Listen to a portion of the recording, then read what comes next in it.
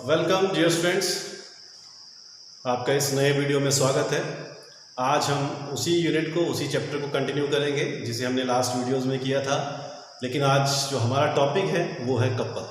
ठीक है, कपल क्या होता है, कहाँ एक्ट करता है, वो आज हम डिस्कस करेंगे। Couple, it is a pair of two equal and unlike parallel forces. It is a pair of two equal and unlike parallel forces acting on a body. Clear? Along the two different line of action. ठीक है, जो इनका line of action था वो क्या रहेगा, different रहेगा। ये दो पेयर है दो फोर्सेस का, वो फोर्सेस इक्वल है लेकिन अनलाइक फोर्सेस हैं, पैरेलल हैं। ठीक है, और इनका जो आपस में लाइन ऑफ एक्शन है वो क्या रहेगा, डिफरेंट रहेगा। क्लियर है? जैसे मान लो यहाँ पे तो एक एंड पे यहाँ पे फोर्स लगी, दूसरे एंड पे यहाँ पे फोर्स लगी। एक फोर्स इधर को लगी, ये फोर्स दोनों इक्वल है, पैरेलल फोर्सेस है और इनका लाइन ऑफ एक्शन भी क्या है, डिफरेंट है। तो इन फोर्सेस को बोलते हैं हम कपल फोर्सेस। ठीक है, आपने देखा होगा डेली लाइफ में भी। सपोज आपने किसी बॉटल लीजिए, बॉटल का आपने ढक्कन खोलना है तो हम क्या करते हैं, उसको एक उंगली से नहीं करते, हमें क्या करते हैं, हम उसको इस तरह से खोलते हैं। ठीक है, तो ये थंब और फिंगर ये क्या कर रहे हैं, इक्वल फोर्स एक्सर्ट कर रहे हैं लेकिन इनकी डायरेक्शन क्या डिफरेंट है, और ये कैसी है, अनलाइक फोर्सेस, मतलब इस तरह से अपोजिट में। क्लियर है? तो वो ढक्कन आसानी से खुल जाता है। अगर एक उंगली से करोगे तो वो नहीं खुलता है, खुलेगा तो ज़्यादा एफर्ट्स लगेंगे। लेकिन सिंपल वे में आप उसको इस तरह से घुमाएं तो उस तरह से खुल जाता है। क्यों? क्योंकि ये आपका देखोगे ये फिंगर आगे जा रही है, थंब पीछे को आ रहा है, अगर थंब आगे जा रहा है तो फिंगर पीछे को आए, तो ये क्या हो गया, इक्वल फोर्सेज है। ठीक है, अनलाइक फोर्सेज है। ठीक है, और पैरेलल फोर्सेज है।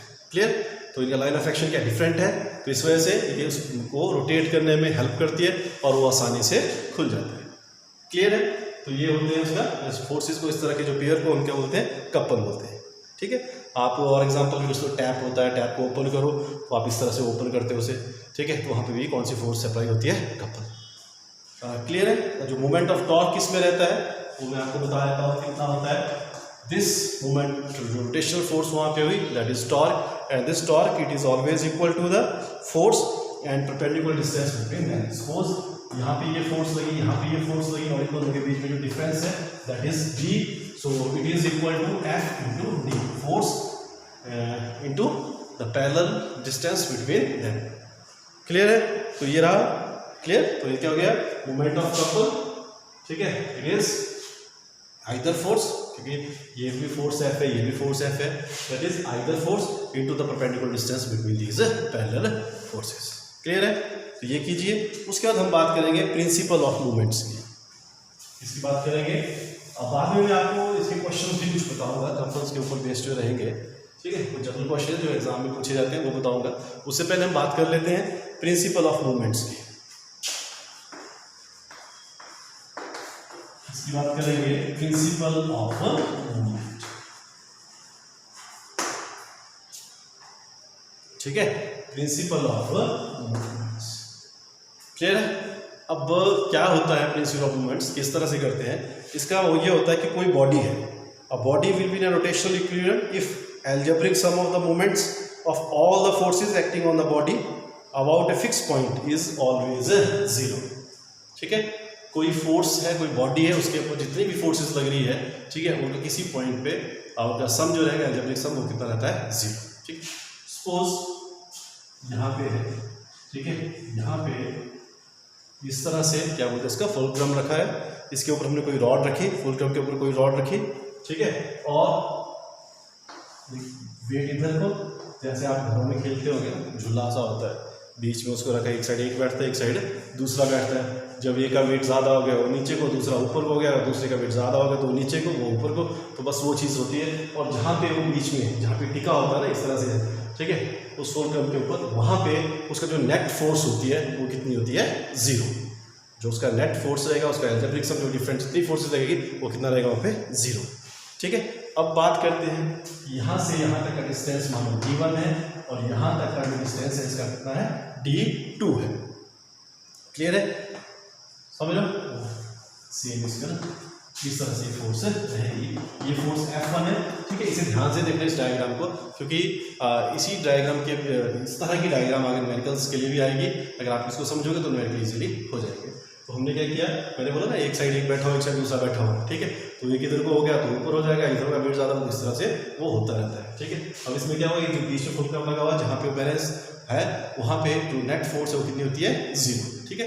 अब हम क्या करेंगे, अब क्या किस तरह से करेंगे, यहाँ इसके ऊपर जो फोर्स लगी और इसके ऊपर फोर्स लगी, ठीक है, इन दोनों का सम इस पॉइंट के हिसाब से कितना रहेगा, 0। या ये फोर्सेस कैसी होगी, अगर इक्विलिब्रियम पे ये दोनों फोर्सेस क्या रहेगी, इक्वल रहेगी, ठीक है। इस तरह से क्या करते हैं वो अब हम देखते हैं। अब मानो इसका वो पॉइंट है, इसका P ले लो, इसको क्या ले लो, Q ले लो। तो यहाँ पे क्या हो गया, हमने क्या किया, जो मोमेंट रहती है, ठीक है, मोमेंट क्या रही, जो फोर्स हमारे पास, ठीक है, अगर ये मूवमेंट अगर इसकी इस साइड को है, ठीक है, हम क्या बोलते हैं, कौन सी मूवमेंट होगी, एंटी क्लॉकवाइज, और ये मूवमेंट कौन सी होगी, क्लॉकवाइज, ठीक है। जब एंटी क्लॉकवाइज की बात करते हैं, एंटी क्लॉकवाइज में, ठीक है, उसमें क्या होता है F1 × d1। तो यहाँ पे जो फोर्स लगी वो कितनी लगी, जो रोटेशनल फोर्स लगी वो कितनी लगी, torque F1 × d1, F1 × d1, ठीक है, क्लियर है। ये कौन सी ये होगी एंटी क्लॉकवाइज, एंटी क्लॉकवाइज, ठीक है। और जो क्लॉकवाइज होती है, clockwise it is equal to F2 × d2, F2 × d2, ठीक है। तो इट इज किसकी वजह से हुआ, ये जो प्रिंसिपल मूवमेंट्स हमने बताया, ये जो प्रिंसिपल मूवमेंट्स बताया कि दोनों फोर्सेस क्या रहेगी, फिर कैसी रहेगी, सेम रहेगी। तो मतलब F1 d1 is equal to F2 d2, मतलब हमने यहाँ प्रिंसिपल मूवमेंट्स अप्लाई किया, हो गया F1 d1 is equal to F2 d2, ठीक है। आप इसी तरह एक साइड किससे कीजिए तो it is equal to 0, clear है। तो इस तरह की चीजें रहती है। तो मतलब अगर हमने कोई फोर्स इंक्रीज करते हैं, ठीक है, मानो अगर ये फोर्स कम होगी तो क्योंकि ये दोनों का प्रोडक्ट क्या है, कांस्टेंट रहेगा, सेम रहेगा। अगर ये फोर्स कम होगी, अगर ये फोर्स कम होगी तो ये d2 का लेंथ क्या हो गया, इंक्रीज कर गया, ठीक है। ये इंक्रीज डिक्रीज उस तरह से इसका रहेगा, एक बार ज़्यादा होगा तो दूसरा कम हो जाएगा, दूसरा कम हो जाएगा तो ज़्यादा हो जाएगा, क्लियर है।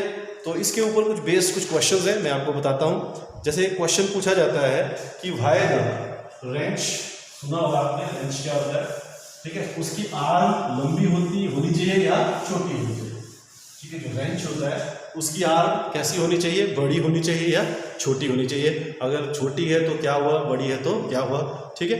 तो इसके बारे में हम बात करते हैं।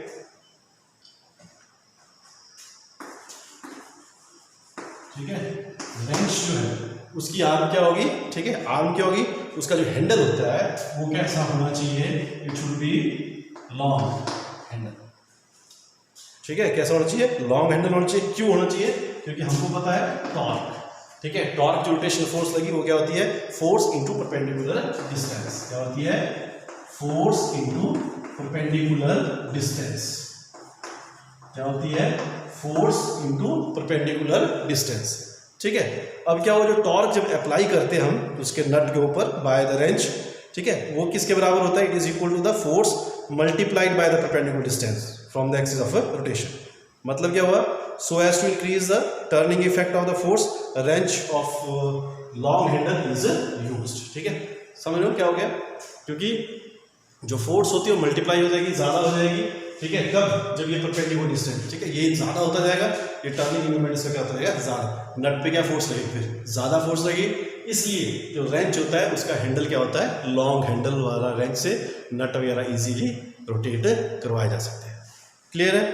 इस तरह से आता है। जनरल सा क्वेश्चन होता है कि कोई डोर आप ओपन करते हो, ठीक है, डोर आपने ओपन किया, क्लोज किया, तो आप कहाँ से ओपन या क्लोज करते हो, ठीक है। उसमें क्या होता है कि अगर आप क्या होता है, जहाँ पे साइड पे लगे होते हैं, एक साइड तो हैंडल लगा होता है जैसे ओपन करते हो, अगर वहाँ से फोर्स ना लगा के उसके कॉर्नर पे जो फिक्स हैंड उसका होता है वहाँ से अगर फोर्स लगाएं तो कहाँ से ओपन करना ईजी रहेगा। आप इसी रिलेशनशिप को देख लीजिए, अगर हम वहाँ पे ये दरवाजा है, ठीक है, ये डोर है, अगर इसको यहाँ से ओपन हो रहा है इस तरह से, ठीक है, अगर हम फोर्स यहाँ ना लगा कर यहाँ पे फोर्स लगाए, ठीक है, तो यहाँ पे फोर्स ना लगाए, इस तरह से इस एंड पे हम फोर्स लगाए तो उससे क्या होगा, ये जो डिस्टेंस है ये क्या हो गया, कम हो गया, और जो टर्निंग फोर्स होगी, रोटेशनल फोर्स होगी, क्या बहुत कम होगी, ठीक है, कम होगी, जिससे आसानी से डोर ओपन नहीं होगा। इसलिए हम क्या करते हैं, यहाँ से हम इसको खोलते हैं, उसकी वजह से क्या होगा, इसका जो परपेंडिकुलर डिस्टेंस है वो क्या हो जाता है, ज़्यादा होता है, और उसको आसानी से हम ओपन कर सकते हैं, क्लियर है। तो ये थी सिंपल सी बात आज कपल के बारे में और दिस प्रिंसिपल ऑफ मूवमेंट्स के बारे में। ये छोटे छोटे क्वेश्चन, ऐसे बहुत सारे क्वेश्चन हैं, ठीक है। आप इन्हें पढ़ें, ध्यान से करें, और MCQs में भी क्वेश्चन इसी बेस पे आते हैं, तो क्वेश्चंस करें। कोई और क्वेश्चंस होगा तो मैं आपको बताऊंगा, otherwise we will start in a new video with new unit. ठीक है, तो तब तक के लिए good bye, have a great time.